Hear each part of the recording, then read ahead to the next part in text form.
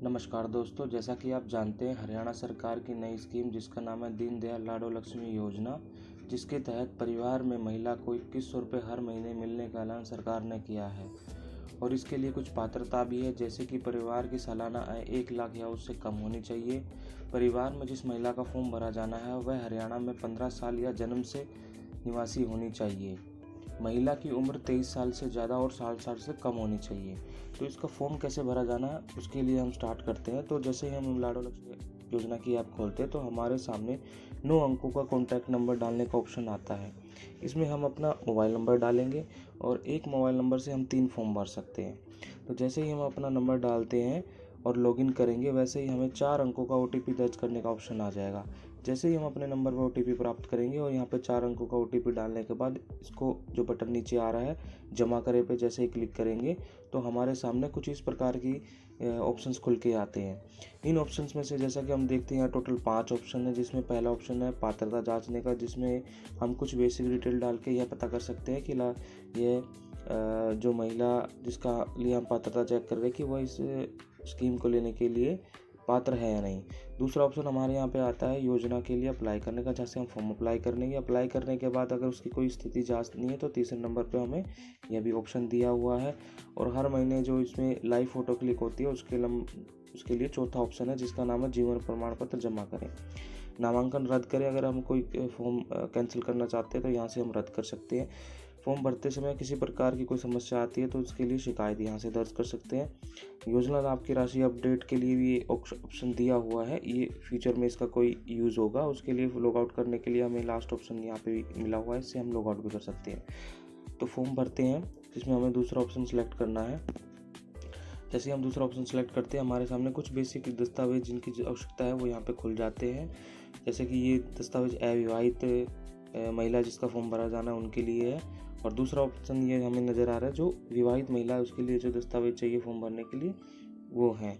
जैसे हम आगे बढ़ते हैं तो हमारे सामने कुछ 6 प्रकार के चरण यहाँ पे लिखे हुए हैं, जिसमें पहला चरण है आवेदिका का विवरण, जिसमें जो बेसिक डिटेल्स नाम डेट ऑफ बर्थ वगैरह होती है वो हम डालेंगे। दूसरे चरण में आवास का विवरण, जैसे कि वो यहाँ जन्म से रहते हैं कि या 15 साल से रह रहे हैं या शादी के बाद रह रहे हैं। तीसरा चरण है परिवार के सदस्यों का विवरण, जिसमें परिवार के सदस्यों के नाम हम यहाँ पे लिखेंगे।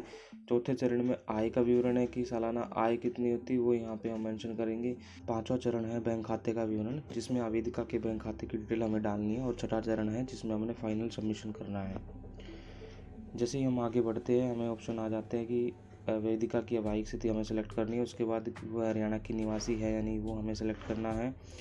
निवास प्रमाण पत्र पर जो 15 अंकों की दिशा ID लिखी होती है हमें वो यहाँ पर डालनी है। उसके बाद जैसे ही हम आगे बढ़ेंगे तो जिनका ये पर निवास प्रमाण पत्र संख्या हमने डाली है उनका नाम नीचे आ जाएगा।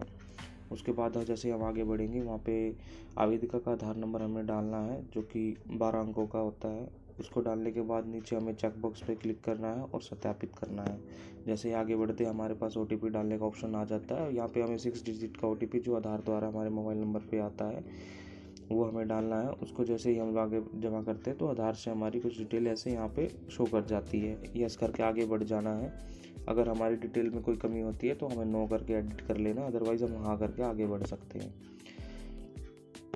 उसके बाद हमारे पास यहाँ पर PPP में से कुछ डिटेल उठाई हुई है कि पता आपका PPP वाला है या नहीं। अगर PPP में हमारा रॉन्ग एड्रेस या कहीं और का एड्रेस डला हुआ तो हम यहाँ नो करके उसको अपना खुद से भर के आगे मैनुअली एडिट करके आगे बढ़ सकते हैं।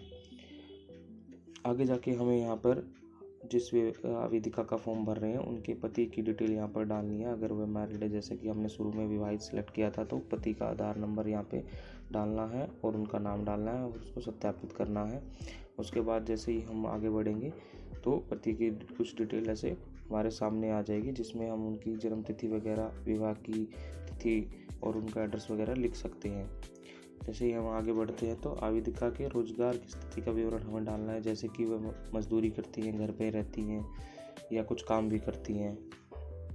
ऐसी बेसिक डिटेल डालने के बाद हम आगे बढ़ेंगे तो एक चरण हमारा पूरा हो गया। अब हम दूसरे चरण पे आ गए हैं। दूसरे चरण में हमें जैसा कि निवास की स्थिति डालनी है, किराए पे रहते हैं तो हम किराए पे डाल सकते हैं, खुद का घर है तो एक जितने ऑप्शन हम अपने हिसाब से निवास की स्थिति के हिसाब से सिलेक्ट कर सकते हैं।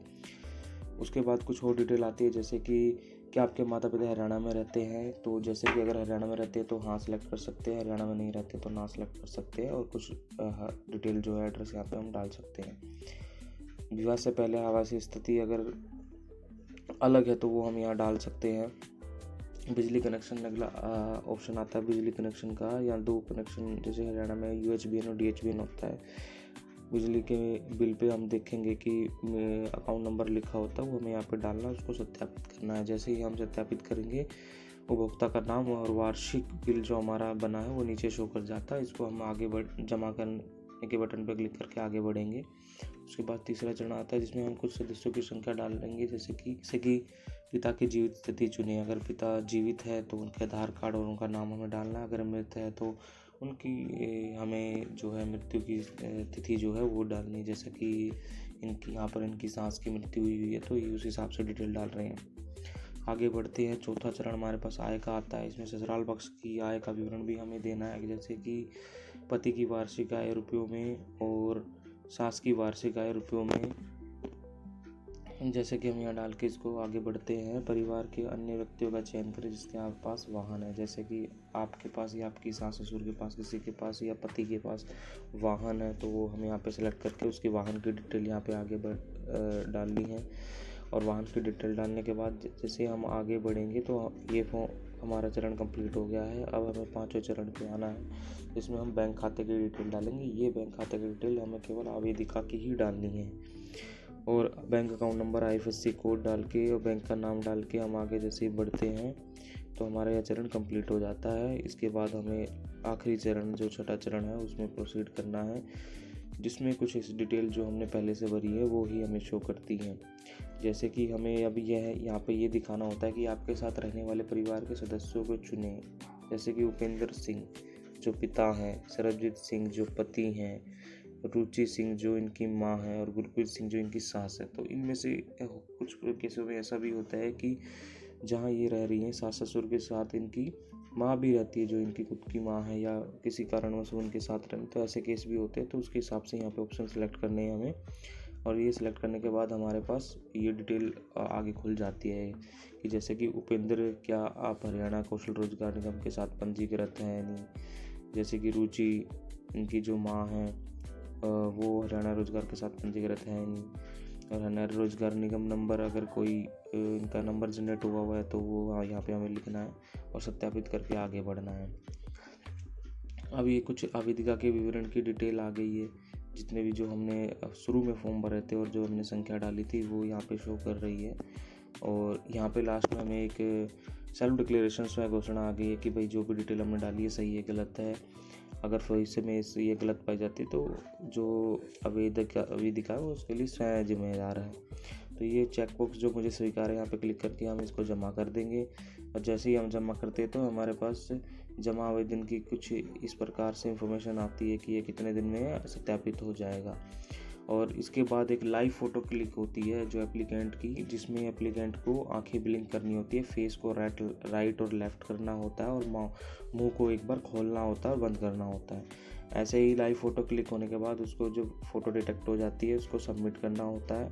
जैसे ही हम सबमिट करते हैं तो हमारे पास ये आवेदन संख्या जारी हो जाती है।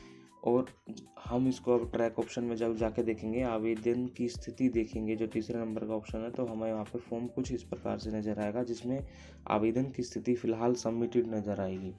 तो यह आखिरी चरण है, इसके बाद हमें कुछ नहीं करना है। ये आगे से जो भी है सरकार की तरफ से वेरिफिकेशन होगा और जो भी इंफॉर्मेशन है हम यहाँ से रेगुलर ट्रैक करके पता लगा सकते हैं। तो यह फॉर्म कंप्लीट हुआ। धन्यवाद।